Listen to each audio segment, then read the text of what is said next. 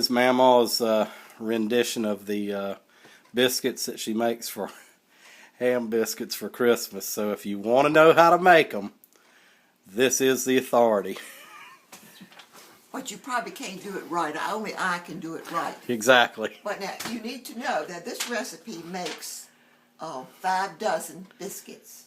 5 dozen. So if you want to make just a few, then you can half it. What are you cutting them with? With a biscuit cutter. Everybody has a, don't you have a biscuit cutter? Everybody has a biscuit. Sure. But if you don't have a biscuit cutter, you can take a glass the size of that you want your biscuits and dip it in flour and cut them with that. Okay, now it's 5 cups of flour. That's all-purpose flour. 1 teaspoon of soda, 1½ teaspoons of salt, 3 teaspoons of baking powder.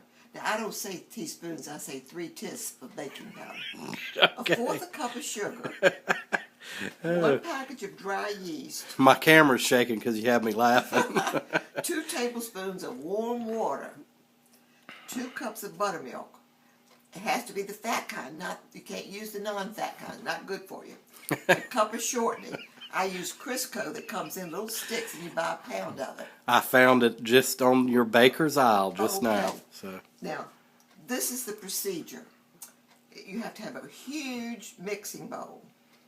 And you sift all the dry ingredients together. In other words, you know what's dry and what's wet, don't you? So anyhow, you put all those, and then you cut your shortening, and it's 1 stick of shortening, and you cut that into little, not big pieces, about an inch piece. And then you have to either take 2 forks, or 2 knives, or a pastry blender, and cut that shortening into those dry ingredients until it looks like small peas. Okay, then now, you're not really working today. You just have this apron on for effect, right? Yeah, of course, because it's Christmas and I'm pretending that I'm a little merry homemaker. Okay, now after you, then you cut your shortening into the dry ingredients. In the meantime, you dissolve your yeast in 2 tablespoons of warm water, and then you stir that into 2 cups of buttermilk. Now you've got all this big bowl of dry stuff, and you dump this buttermilk into the now that's when it gets messy and gooey. Now, I've made my buttermilk lukewarm, so not to slow the yeast down any. Well, you could do, but that's probably not the way to do it. That's probably why your biscuits were like crackers. Anyhow. You said they were better than yours one time. Well, that was just luck. Anyhow, if you're going to bake them right away, now you mix this into a soft dough. And you knead it. You know what kneading is? It's like the kitty does. Enlighten us.